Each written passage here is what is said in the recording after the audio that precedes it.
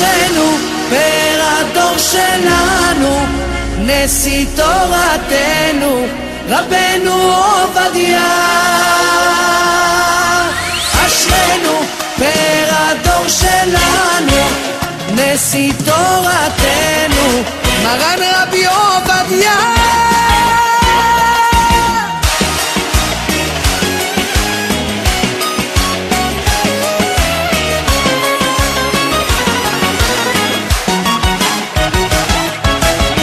מבגדד עלה ללמוד תורה רבנו עובדיה, משמיים נפתחו לו שערי אורה, ממיט את עצמו באוהלה של תורה, זאת תורה וזו שכרה רבנו עובדיה.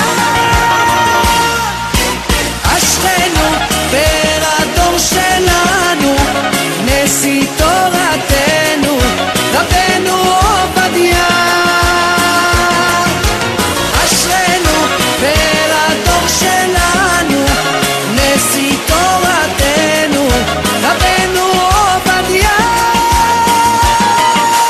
לא פוסק ממשנתו, לא מש מספרו, מבקש ומתפלל עבור כל ישראל.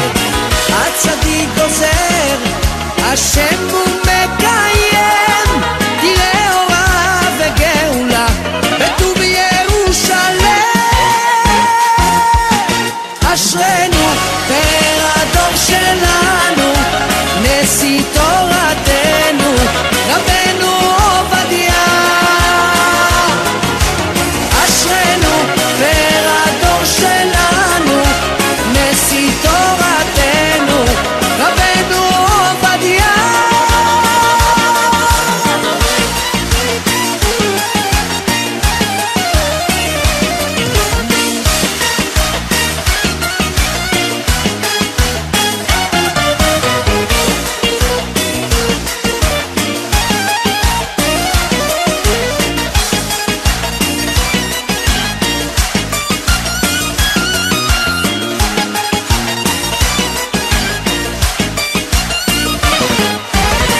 את התורה מעוני התעקש וללומדה, משמיים נפתחו לו שערי גדולה, בהנהגות ותפילות מבטל גזרות, אוהב שלום רודף שלום מקרב את הבריות.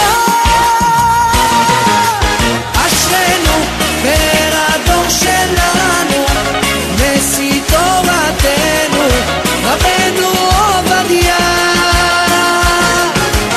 אשרנו פר הדור שלנו, נשיא תורתנו רבנו עובדיה. שהקל הקדוש יברך את מעולך, שתניח למקדש את אבן הפינה. אשרנו פר הדור שלנו, נשיא תורתנו רבנו עובדיה. אשרנו פר הדור שלנו, נשיא תורתנו רבנו עובדיה. אשרנו פר הדור שלנו, נשיא תורתנו רבנו עובדיה. אשרנו פר הדור שלנו, נשיא תורתנו רבנו עובדיה. Mes chers amis, il y a quelques jours, le peuple juif a été victime de la disparition d'un géant de la Torah, d'un des plus grands maîtres de notre génération, en la personne du Rav Ovadia Yosef, Zecher Tzadik Vekadosh Livracha. Nous avons tous été affectés, attristés, extrêmement peinés. Et bien évidemment, il y a des personnes qui vont se demander pourquoi être tellement triste. Malgré tout, un Rav qui a bien vécu, qui a fait de grandes choses durant tout son parcours terrestre, qui a réussi à influencer énormément tout le peuple juif. Finalement, il est décédé à l'âge de 93 ans. Il a bien vécu. Pourquoi être tellement triste? En fait, on raconte qu'un jour, il y avait un père et son fils qui se trouvaient dans un hangar. L'endroit était obscur. Les deux auraient beaucoup voulu étudier la Torah. Simplement, impossibilité d'étudier la Torah dans un endroit tellement obscur. À un moment donné, le père s'est rappelé que dans cet hangar se trouvait une bougie, une très grande bougie. Il savait aussi que dans cet hangar, il y avait des allumettes. Aussitôt, le père a été chercher des allumettes, difficilement, il ne voyait rien. Il a réussi à allumer la bougie. Et de cette façon-là, pendant plusieurs heures, le père et le fils ont réussi à étudier la Torah ensemble. Au bout d'un moment, finalement, la bougie s'est éteinte. Et le père s'est mis à pleurer. Son fils s'est adressé à lui. Il lui a dit « Papa, pourquoi pleures-tu? Regarde, tu avais une bougie. Qu'est-ce que tu pensais? Que cette bougie allait durer des jours entiers? Elle a réussi à durer plusieurs heures, et puis c'était une grande bougie. Regarde, Baruch Hashem, jusqu'au bout, on a pu étudier à la lumière de cette bougie. Pourquoi tu pleures, papa? » Et le père lui dit « Mon fils, je ne pleure pas pour la bougie. La bougie, elle s'est pleinement réalisée. Elle a joué son rôle. Je pleure pour moi et pour toi. Regarde, nous sommes dans l'obscurité maintenant. Nous n'avons plus de lumière. Nous ne pouvons plus étudier la Torah. » Il me semble que c'est exactement ce qu'on peut dire après ce drame. Nous ne pleurons pas du tout pour le Rav Ovadia Yosef. Le Rav, bien évidemment, est arrivé immédiatement au Olam Haba, au Gan Eden. Je suis certain que nos patriarches sont venus l'accueillir les bras grands ouverts. Pourquoi alors pleure-t-on? Pour nous. Le vide qui a été créé par la disparition de ce Rav, de ce géant, est un vide qui est irremplaçable. Et nous sommes orphelins. Nous avons perdu notre père, notre dirigeant. Nous avons perdu notre âme. Et c'est la raison pour laquelle nous sommes tous très tristes. Dans la Gemara de Sanhedrin, Daf Kuf Aleph, la Gemara nous raconte que lorsque Rabbi Eliezer était mourant, 4 élèves sont venus lui rendre visite. Ces 4 élèves, c'étaient des géants de la Torah. Il y avait Rabbi Tarfon, Rabbi Yoshua, Rabbi Elazar ben Azaria et Rabbi Akiva. Et chacun de ces élèves a voulu s'adresser au Rav pour lui remonter le moral, pour lui montrer combien il est important et indispensable. Et chacun à son tour s'est donc adressé au Rav. Le premier d'entre eux était Rabbi Tarfon. Et il a dit à son Rav, écoute Rabbi Eliezer, Tov ata le Israël, mitipa shel geshamim. Tu es plus bienfaisant pour le peuple juif qu'une goutte de pluie. Pourquoi? Shetipa shel geshamim ba'olam hazeh, verabi ba'olam hazeh ou ba'olam haba. Parce que la pluie est nécessaire et indispensable dans ce monde-ci. Mais toi, notre maître, tu es bienfaisant dans ce monde-ci et dans le monde futur. Le second qui a pris la parole était Rabbi Yoshua. Et il lui a dit, Tov ata l'Israël yoter mi galgal chama. Toi, tu es plus bienfaisant pour le peuple juif que le soleil. Pourquoi? Chez galgal chama ba'olam hazeh, verabi ba'olam hazeh ou ba'olam haba. Parce que le soleil est nécessaire et indispensable dans ce monde-ci. Toi, notre maître, tu es nécessaire et indispensable dans ce monde-ci, mais aussi pour le monde futur. Toi, tu nous conduis vers le monde futur. Nous avons besoin de toi aussi bien ici que lorsque nous arriverons en haut. Ne'ena Rabbi Elazar ben Azaria ve'amar. Rabbi Elazar ben Azaria à son tour a pris la parole. Et il a dit, Tov ata l'Israël yoter mi av va'em. She'av va'em ba'olam hazeh, ve'rabi ba'olam hazeh ou ba'olam haba. Toi, tu es bienfaisant, bénéfique pour le peuple juif, encore plus que le père et la mère. Pourquoi? Parce que tout un chacun a besoin d'un père et d'une mère. Le père et la mère ont donné à leur fils, à leur fille la vie. La vie dans ce monde-ci. Toi, notre maître, non seulement tu te préoccupes de nous dans ce monde-ci, mais aussi tu te préoccupes de notre devenir dans le monde futur. Et donc tu es extrêmement nécessaire. Rabbi Chaim Shmulevitch s'interroge. Il dit, c'est quoi ces exemples précis qui ont été donnés ici pour illustrer la grandeur de ce Rav? On parle de la pluie, on parle du soleil, on parle du père et de la mère. Pourquoi avoir nécessairement choisi ces exemples-là? Dit le Rav Chaim Shmulevitch, c'est qu'effectivement, le maître était plus bienfaisant que ces trois dimensions-là. Que symbolisent ces dimensions? Dit Rav Chaim Shmulevitch, en quoi la pluie est bénéfique?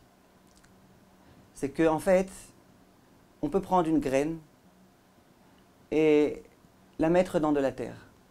La terre est sèche, la terre est aride, la terre ne pourra rien donner.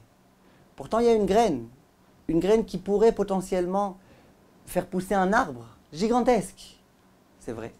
Mais tant qu'il n'y a pas de pluie, toutes ces vertus, ces capacités, ces facultés qui sont contenues dans la graine ne peuvent pas s'exprimer.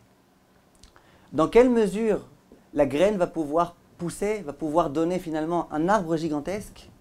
Dans la mesure où va se déverser un peu de pluie sur cette terre aride. Et c'est ce que Rabbi Tarfon a voulu dire à son Rav. Écoute Rav, nous tes élèves, nous avons été doués, Baruch Hashem, d'intelligence, de sagesse. Nous avons énormément de vertus, de qualités morales, intellectuelles. Simplement, sans toi, sans cette pluie qui vient arroser la terre, qui vient arroser cette graine, rien n'est possible. Rien ne peut s'exprimer, rien ne peut se manifester. Grâce à toi, Rav, grâce à tes enseignements et grâce aux conseils que tu nous donnes, toutes nos qualités peuvent s'exprimer, peuvent se manifester. Et dans cette mesure-là, nous avons pu grandir. Rav, nous avons besoin de toi. Voilà ce que ce premier Rav a dit à Rabbi Eliezer. Le second Rav qui a pris la parole, c'était donc Rabbi Yoshua. Il a dit à son maître, écoute Rav, tu es bienfaisant, tu es nécessaire comme le soleil. Le soleil, vous savez mes chers amis, est indispensable. Pour que les végétaux puissent grandir, se développer, il faut nécessairement qu'il y ait du soleil. Sans soleil, rien ne peut pousser, rien ne peut grandir, le monde ne pourrait pas se maintenir sans soleil. Toi, Rav, tu es premièrement indispensable pour le peuple juif, autant que le soleil, plus que le soleil. Simplement, le soleil, en dehors de cela, il éclaire. Ce n'est pas simplement qu'il permet aux végétaux de grandir, mais en dehors de ça, il éclaire. Grâce au soleil, on peut voir clair. Dit le Rav à son maître, écoute Rabbi Eliezer, c'est toi qui nous éclaires, c'est toi notre lumière. Dans notre vie, beaucoup de fois, à maintes reprises, nous sommes dans le doute. Nous ne savons pas exactement de quelle façon il convient de se comporter. Et c'est toi qui es toujours là pour nous guider, pour nous orienter, pour nous montrer le chemin à suivre. Rabbi Eliezer, regarde comment tu es indispensable pour nous. En dehors de cela, quelle est l'autre vertu du soleil? C'est que le soleil réchauffe.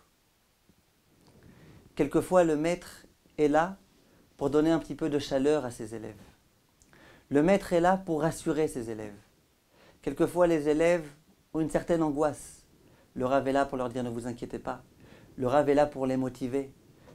Le Rav est là pour les complimenter, un peu comme le soleil. C'est la raison pour laquelle ce second Rav, Rabbi Yoshua, dit à son maître, écoute Rav, tu es encore plus indispensable et bénéfique que le soleil. Vient le troisième Rav, Rabbi Elazar ben Azaria, et il lui dit, Rav, tu es indispensable, encore plus que le père et la mère. Bien évidemment, pour qu'une personne puisse s'épanouir, pour qu'elle puisse grandir, elle a besoin, cette personne, d'un père. Elle a besoin d'une mère. Cette personne a besoin d'être guidée. Cette personne a besoin d'être éduquée. Dit Rabbi Elazar ben Azaria, toi, notre maître, toi, Rabbi Eliezer, tu es encore plus indispensable qu'un père et qu'une mère. Voilà ce qu'explique Rabbi Chaim Shmulevitch. Eh bien, mes chers amis, malheureusement, nous avons perdu cette goutte de pluie. Malheureusement, le soleil s'est éteint. Malheureusement, notre Père est décédé et il nous a quittés. Et c'est pour cette raison-là, justement, que nous pleurons. Il me semble que si ces propos ont été dits à Rabbi Eliezer, il convient tout à fait de dire ces propos concernant notre maître, notre vénéré Rav Ovadia Yosef, Zecher Tzadik Vekadosh Livracha. Le Rav Ovadia Yosef, comme vous le savez, il incarnait exactement ces trois dimensions. Celle de la pluie, celle du soleil et celle du père et de la mère. Et j'aimerais rentrer un petit peu dans un certain nombre de détails. Le Rav Ovadia Yosef était indispensable comme une goutte de pluie. J'ai entendu, au jour d'aujourd'hui, un étudiant de Torah très sérieux qui m'a dit « Moi, je n'ai pas été éduqué dans une maison de Torah. Mes parents, c'était des juifs un peu pratiquants, assez light. À un moment donné, Baruch Hashem, je suis entré dans une yeshiva. Je suis entré dans cette yeshiva-là et je n'avais pas énormément de motivation. Rien n'était là pour me motiver. Jusqu'au jour où j'ai entendu parler du Rav Ovadia Yosef. Dans cette yeshiva-là, on étudiait ses livres, on parlait de lui, on le vénérait. Et un jour, j'ai été rencontrer ce Rav, j'ai été écouter ses cours. Lorsque j'ai vu cette personnalité, lorsque j'ai vu un homme de cette dimension, lorsque j'ai vu un homme qui connaissait tellement de Torah et qui était malgré tout tellement humble, lorsque j'ai vu un homme qui était complètement investi dans sa Torah, ça m'a donné de la motivation. Je me suis dit que j'aimerais tellement lui ressembler à ce Rav. Il dit, eh bien depuis ce jour-là, jusqu'au jour d'aujourd'hui, j'ai omniprésente dans ma tête l'image du Rav. Chaque jour, lorsque je commence à étudier, j'ai face à moi l'image du Rav Ovadia Yosef. Et c'est ça qui m'a donné de la force. Et je peux vous dire que ce Havrer, au jour d'aujourd'hui, c'est un très grand Talmid Chacham. Et aujourd'hui, il m'a dit, pourquoi je suis devenu Talmid Chacham? C'est grâce au Rav Ovadia Yosef, uniquement. C'est uniquement grâce à lui, bien évidemment, grâce à Dieu. Mais c'est grâce à cet exemple-là que Rav Ovadia Yosef nous a donné. Ce jeune étudiant en Torah, c'était une graine. Il avait à l'intérieur de lui enfoui énormément de qualités. Une intelligence très importante, beaucoup de mémoire. Tant qu'il n'a pas connu le Rav Ovadia Yosef, tant qu'il n'y avait pas de pluie, malheureusement, cette graine ne pouvait rien donner. Dès lors qu'il y a le Rav Ovadia Yosef qui est venu et qui a déversé sa pluie sur cet homme-là, cet homme a pu grandir de façon prodigieuse. Il y a énormément de personnes qui ont voulu se rapprocher d'Hachem, qui ont voulu se rapprocher de la Torah, mais qui n'ont pas rencontré de personnes suffisamment importantes, suffisamment agréables et affables pour pouvoir se rapprocher de la Torah. Grâce au Rav Ovadia Yosef, qui s'est finalement fait connaître, il y a énormément de personnes qui se sont rapprochées de la Torah au fur et à mesure. Il me semble qu'il ne serait pas exagéré du tout de dire du Rav Ovadia Yosef qu'il a infléchi toute la génération dans une nouvelle direction. Le Rav Ovadia Yosef a innové une certaine façon de trancher la halakha. Jusqu'à présent, il y avait énormément de choses qu'on n'osait même pas dire. Il y avait énormément de cas dans lesquels la halakha n'était pas tranchée. Le Rav Ovadia Yosef est venu, grâce à sa connaissance immense en Torah, inouïe. Et il a promu une nouvelle façon d'étudier la Torah, une nouvelle façon d'aborder la halakha.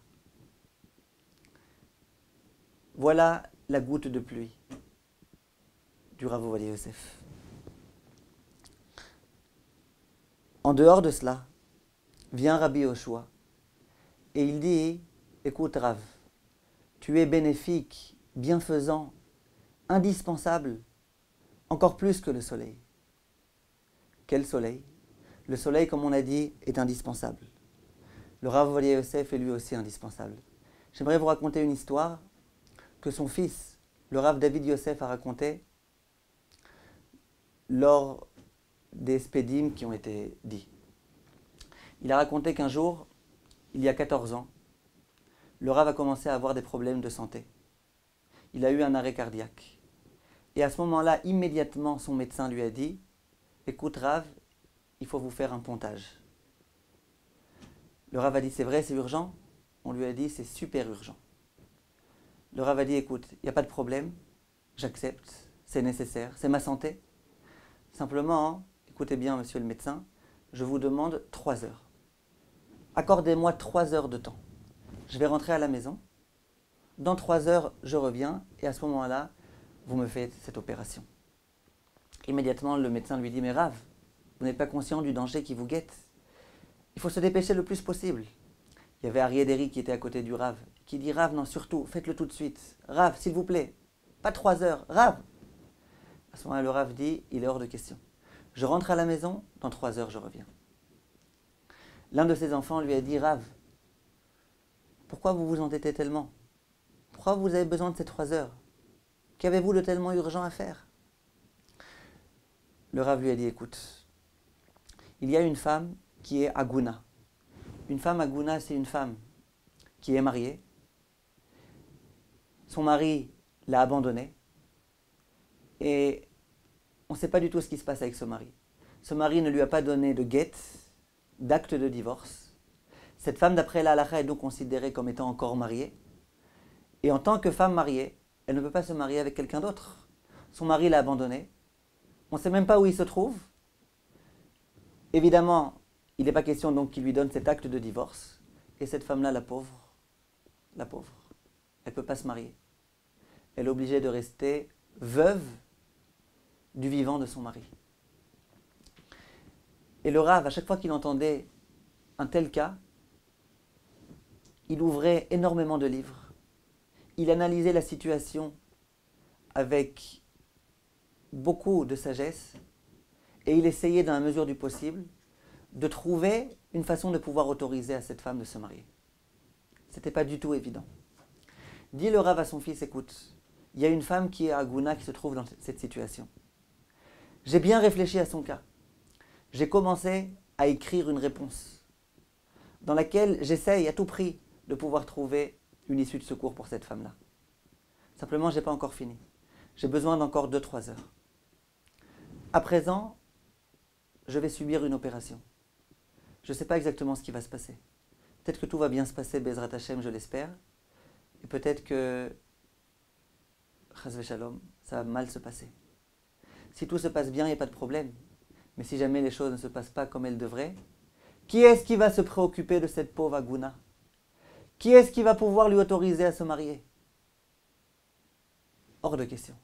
Je rentre à la maison, je finis d'écrire cette teshuva, j'essaye de pouvoir autoriser cette femme, et dès lors, je serai prêt à pouvoir être opéré.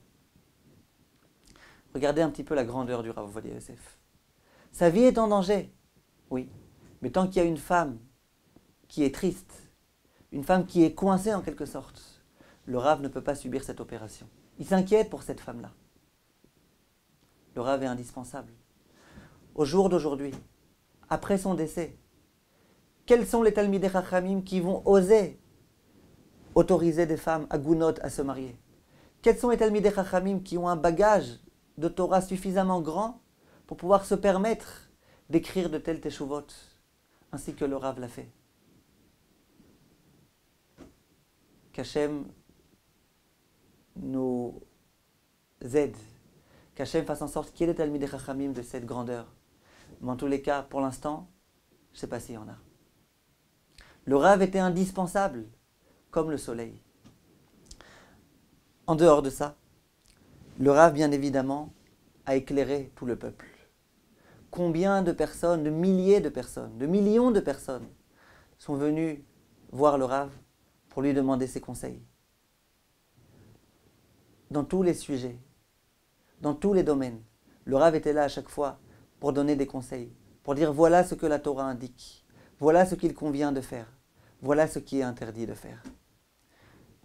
Combien de drachot, de cours, le Rav a donné pour pouvoir approcher les gens de la Torah, pour pouvoir éclairer la voie de tous les Juifs. Le Rav, bien évidemment, était donc indispensable, encore plus que le soleil. Mais en dehors de cela, le Rav était une source de chaleur pour tout un chacun. Le Rav était très chaleureux. Et j'aimerais vous donner un certain nombre d'exemples.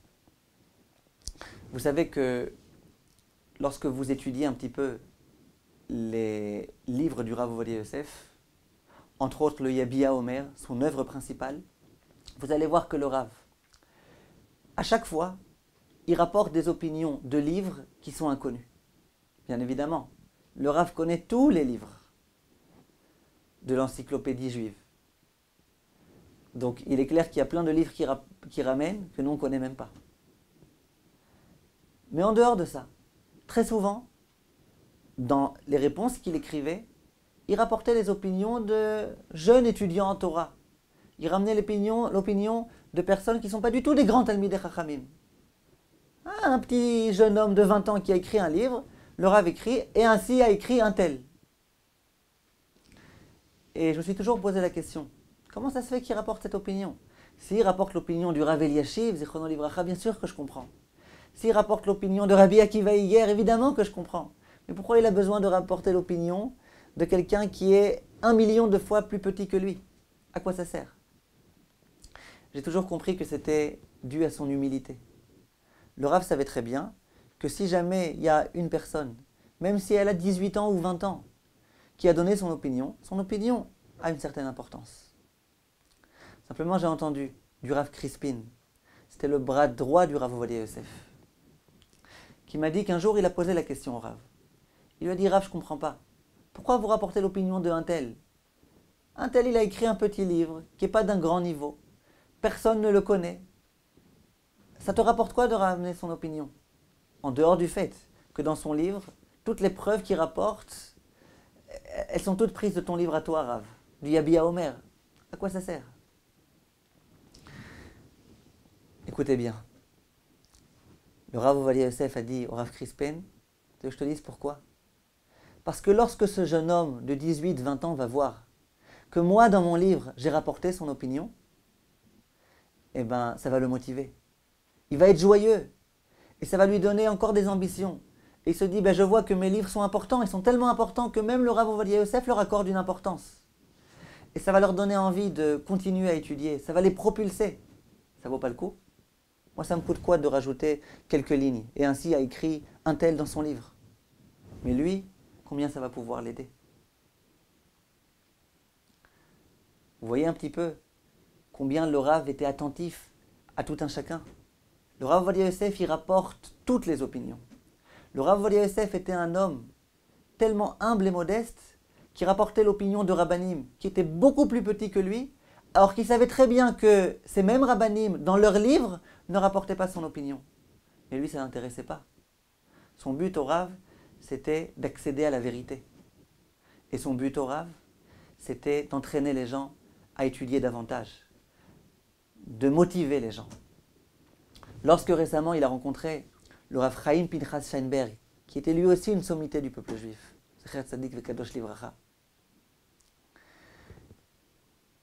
D'ailleurs, à cette occasion, le Rav Ovadia Yosef a embrassé la main du Rav Chaim Pinchas Scheinberg. Regardez un petit peu l'humilité. Il a embrassé sa main et lui a dit, Rav, j'aimerais bien que vous me bénissiez. Je me sens pas bien, j'ai mal au dos. Et en cette circonstance, le Rav Ovadia Yosef s'est adressé au Rav Chaim Pinchas Scheinberg et il lui a dit, Rav, je veux que vous sachiez que dans mes livres, je rapporte systématiquement votre opinion. Pourquoi il a besoin de lui dire? Parce que le Rav savait que même un gadol, comme le Rav Chaim Pinchas Scheinberg, ça lui ferait plaisir de savoir qu'on rapporte son opinion, que son opinion a du poids. Et comment il le savait? Parce que le Rav lui-même était tellement joyeux lorsqu'il savait que des Talmidei Chachamim étudiaient dans ses livres. Le Rav Yitzhak Pines, qui est celui qui s'est occupé de diffuser les livres du Rav. Il habite pas loin de chez moi. À chaque fois qu'il y a un nouveau livre du Rav qui est sorti, je demandais au Rav Pines, s'il te plaît, est-ce que tu peux me l'apporter? Un jour, il m'a dit, je veux que tu saches que j'ai dit au Rav Ovadia Yosef que même des Moré Hora'a, des rabbanim qui tranchent la halacha, comme toi et comme d'autres, étudient systématiquement ces livres. Je lui ai dit au Rav. Il me dit, le Rav, il était super joyeux. Il m'a dit, moi je pensais qu'il n'y avait que les personnes qui ne s'y connaissaient pas tellement en Torah qui avaient recours à mes livres. Mais si tu me dis que même les Talmidei Chachamim étudient dans mes livres, ça me réjouit énormément. Donc il est clair que lorsque le Rav a rencontré Rav Chaim Pinchas Steinberg, il s'est empressé de lui dire, Rav, écoutez, même moi j'étudie dans vos livres. Tout ça pour réjouir le Rav Chaim Pinchas Steinberg, pour le motiver davantage en quelque sorte. Je ne sais pas, mes chers amis, si vous aimez recevoir des claques de quelqu'un. Il y a un homme dans cette génération dont les gens adoraient recevoir des claques de sa part. C'était le Rav Ovadia Yosef. C'était tout un concept, recevoir des claques du Rav Ovadia Yosef. Le Rav était tellement affectueux qu'à chaque fois qu'il rencontrait quelqu'un, il lui donnait une petite claque affectueuse, quelle que soit cette personne.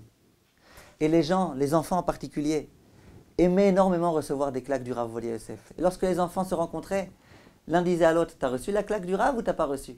L'autre qui disait, ouais, moi j'ai reçu 2 claques du Rav. Oh, 2 claques du Rav. C'était un homme qui était vraiment chaleureux. Lorsqu'il a rencontré il n'y a pas longtemps un Admor, il me semble le Admor de Tzanz, qu'il affectionnait particulièrement. Il lui a pris ses longues péotes, il a commencé à les caresser. Lorsque le Rav était Sandak, lors d'une Brit Mila, c'était vraiment admirable de voir comment le Rav s'occupait du bébé. Le bébé était bien évidemment assis sur le Rav. Et le Rav, alors qu'il était déjà très âgé, il prenait son doigt, il le trempait dans la coupe de vin, et ensuite il la rentrait dans la bouche du bébé. Et à nouveau, et il le faisait avec tellement de tendresse. C'était vraiment formidable de voir cela. Combien ce Rav était chaleureux, combien ce Rav était tendre, combien ce Rav était capable de réjouir les personnes qui entraient en contact avec lui. Lorsque les enfants récitaient le Himlor, le fameux Himlor qu'on récite au Bet Knesset, le Rav ensuite, pendant de nombreuses années, lui-même, donnait un bonbon aux enfants. Je me rappelle, il y a de cela quelques années, le Rav était déjà âgé. C'était pas facile pour lui d'ouvrir le stender et de prendre des bonbons. Et je me rappelle comment il le faisait. Il ouvrait le stender lui-même. C'était pas facile. Et puis il se penchait, il prenait un bonbon et il le donnait à l'enfant. Après il se penchait, il prenait un autre bonbon et il le donnait au second enfant. Ensuite un 3e bonbon. Celui qui a eu le mérite de voir ça, c'est vraiment des souvenirs inoubliables. Je me souviens aussi, il y a de nombreuses années, lorsque le Rav priait encore au Bet Knesset de Yechavedat. Donc évidemment, il était assis en train de prier. Et comme vous savez, dans les synagogues en Israël, il y a souvent des mendiants qui viennent pour qu'on leur donne de la charité, on leur donne de l'argent. Vous vous imaginez donc que lorsque ces mendiants rentraient et qu'ils voyaient le Rav Ovadia Yosef prier, ils n'osaient même pas regarder le Rav, tellement qu'ils avaient honte. Et immédiatement, ils allaient se diriger vers les fidèles pour demander de l'argent. Le Rav, lorsqu'il voyait qu'il y avait un mendiant qui était passé et qui n'était pas venu lui demander à lui-même de l'argent, il prenait immédiatement une pièce dans sa main et il appelait le pauvre. Il lui disait « Je veux moi te donner ». C'était vraiment fabuleux de voir ça. Et le Rav lui-même prenait la pièce et la donnait aux pauvres. Voilà qui était le Rav Ovadia Yosef. Chaque personne qui rentrait dans le bureau du Rav Ovadia Yosef, alors qu'elle était angoissée, alors qu'elle était stressée, alors qu'elle était dans le désarroi le plus grand, lorsqu'elle sortait du bureau du Rav, elle était vraiment rassérénée. Il y avait des personnes qui venaient avec de grands problèmes, des problèmes très lourds, des personnes qui pendant de nombreuses années n'avaient pas eu d'enfants. Ces personnes-là rentraient chez le Rav, espéraient pouvoir avoir une bénédiction. Lorsqu'ils sortaient, ils étaient systématiquement avec un grand sourire aux lèvres. Ils étaient rassurés. Le Rav leur avait donné la bracha. C'était vraiment fabuleux de voir. Il y avait des femmes qui venaient pour demander des bénédictions au Rav.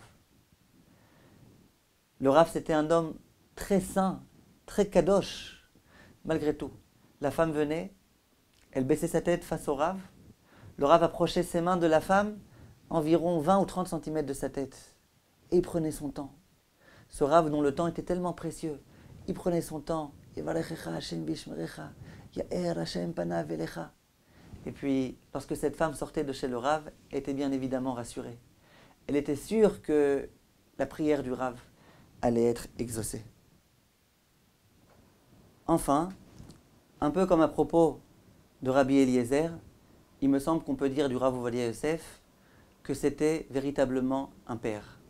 C'était pas simplement un dirigeant, c'était pas simplement un immense Talmid Chacham, mais c'était vraiment, véritablement un père. Et c'est ce père que nous avons perdu. Avant de m'attarder un petit peu sur cette dimension du père qu'a été le Rav Ovadia Yosef, j'aimerais réfléchir avec vous à un autre point concernant ce même Rav Ovadia Yosef. Je ne sais pas si vous êtes conscient de la grandeur en Torah de Rav Ovadia Yosef. Il connaissait par cœur, parfaitement bien, des milliers de livres. Il y a des centaines de livres dont on n'a jamais entendu parler nous-mêmes, moi-même. Le Rav Ovadia Yosef, non seulement il en avait entendu parler, mais en plus il les avait épluchés depuis la première page jusqu'à la dernière, et en plus, il les connaissait par cœur. Depuis le début jusqu'à la fin. Le Rav Ovadia Yosef était indéniablement un immense Talmid Chacham. À tel point qu'on raconte qu'un jour, lorsque le Rav était déjà assez âgé, et qu'il ne pouvait plus se permettre d'aller jusqu'au Beth Knesset, jusqu'à la synagogue, il a donc voulu emménager dans son appartement une synagogue, et que les fidèles se rendent chez lui pour prier. Tout le monde était très content, très heureux à l'idée de pouvoir venir chez le Rav Ovadia Yosef, dans son appartement pour pouvoir prier.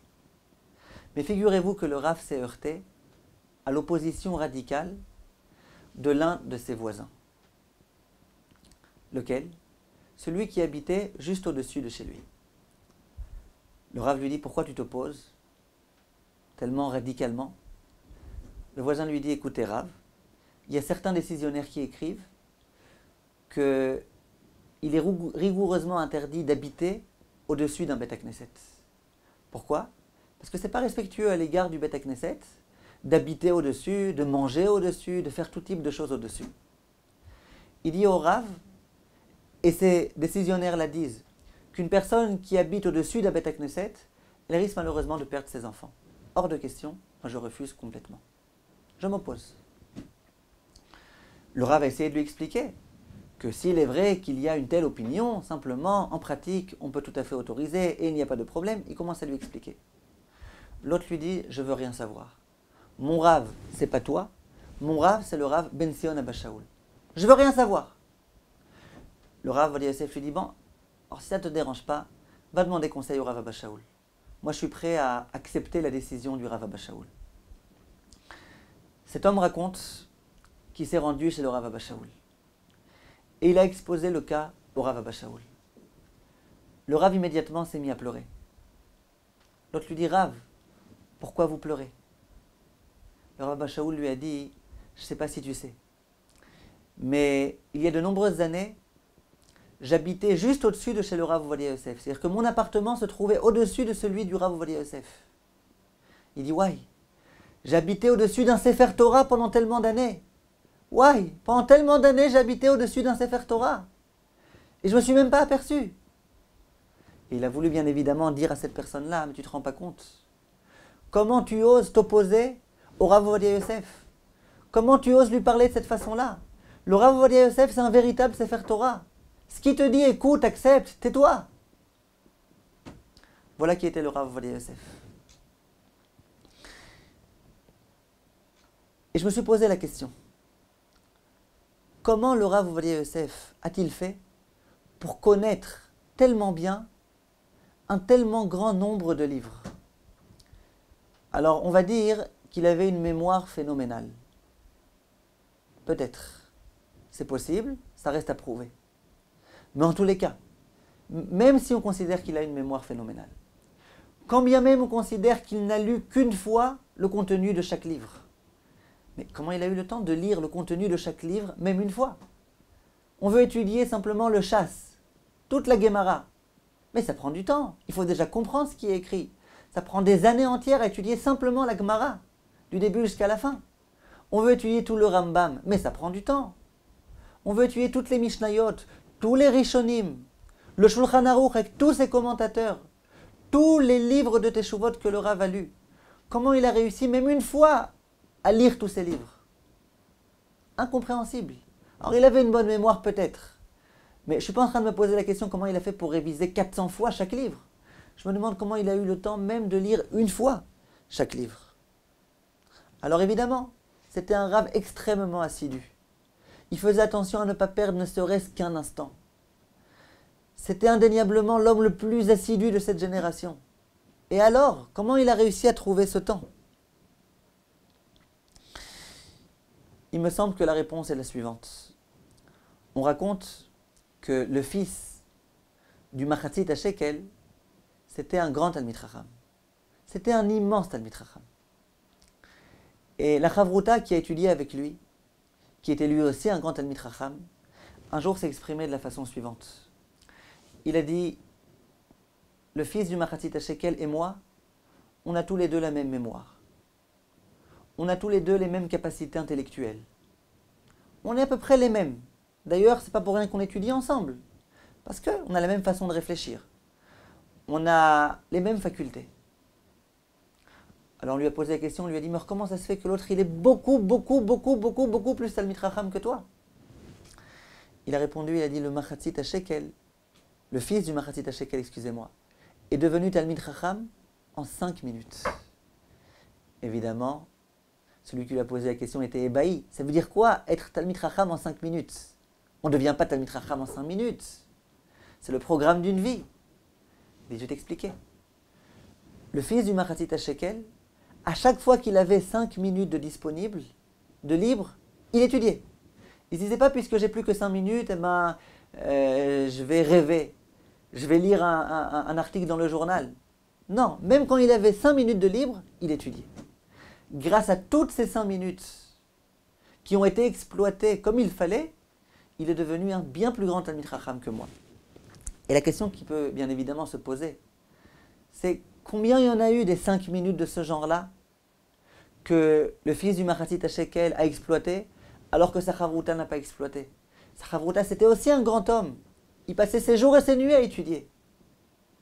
Et en dehors de ça, en 5 minutes, comment on peut devenir Talmid Chacham? On peut peut-être étudier une fois de plus le chasse. Mais qu'il y ait une tellement grande différence entre le premier et le second, sous prétexte que l'un savait exploiter ces petits moments, qu'en général on méprise, alors que l'autre ne savait pas, comment comprendre une telle idée?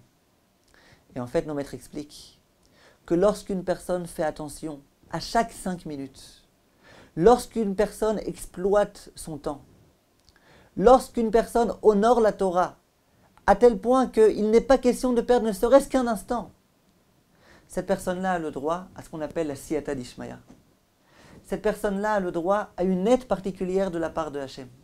Cette personne-là, tout son temps est béni. Tout son temps se transforme complètement. Cette personne-là, d'un coup, en 1 heure, elle peut être capable de faire ce qu'une autre personne peut faire en 4 heures, en 5 heures ou en 10 heures. Le Rav Ovadia Yosef, c'était un assidu en Torah. C'était littéralement un amoureux de la Torah. Pour ne donner que quelques petits exemples. Lorsque le Rav Ovadia Yosef était en train d'étudier, il n'était pas question de le déranger. Il y avait quelquefois des personnes qui venaient parce qu'ils avaient rendez-vous avec le Rav. Ils venaient, ils entraient et ils attendaient que le Rav lui dise « Oui, que veux-tu » Le Rav était penché sur son livre, il ne s'était même pas aperçu que quelqu'un était rentré. Un jour, c'est le président de la République qui est rentré. Le Rav était concentré dans son livre. Les personnes qui étaient autour ont commencé à faire on commençait à essayer de faire prendre conscience au Rav. Rav, arrêtez d'étudier. Il y a le président de la République qui est présent, qui est en train de t'attendre. Pas façon de déconcentrer le Rav. Le Rav, concentré dans un autre univers. Dans l'univers fabuleux de la Torah. C'est pas aperçu. Et ce fameux Bibi Netanyahou a dû attendre 1/4 d'heure que le Rav doive se lever parce qu'il avait besoin de se rendre aux toilettes. Et à ce moment-là, il s'est aperçu qu'il était là. Le Rav était véritablement complètement aspiré par sa Torah. On raconte une histoire extraordinaire que j'ai entendue de la bouche de Aryeh Deri. Il raconte qu'au tout début, lorsque Shas n'était pas encore connu, lorsque le parti politique Shas n'avait pas encore du tout de notoriété, la première fois, suite aux élections, bien évidemment tout le monde attendait les résultats. Le Rav était angoissé. Ari Ederi était très angoissé. Au moment où il y a eu les résultats, et où Ari Ederi s'est aperçu que Baruch Hashem, Shas a eu beaucoup de mandats, beaucoup plus que ce qu'il espérait. À ce moment-là, il a été voir le Rav, il lui a dit, voilà Rav les résultats des élections. Le Rav était joyeux. À ce moment-là, Ari Ederi dit au Rav, Rav, on peut s'asseoir quelques minutes pour faire les chaim, pour brandir un verre de vin, pour remercier Hachem. Le Rav a dit, écoute, pourquoi on a fondé ce parti? Pourquoi on se bat? C'est pour la Torah. Jusqu'à présent, on a eu besoin de perdre du temps pour cela. C'était énormément de temps de perdu, entre guillemets, de devoir s'occuper de tout ce parti. Il dit maintenant, Baruch Hashem, on a eu des mandats, allez, c'est fini. Maintenant, on se met à étudier la Torah. Pourquoi on a fait tout ça pour la Torah? C'est dommage. Maintenant, on va perdre du temps à faire les chaim. Il a refusé. Immédiatement, il s'est replongé dans son étude. Vous imaginez un petit peu. Il devait être tellement joyeux.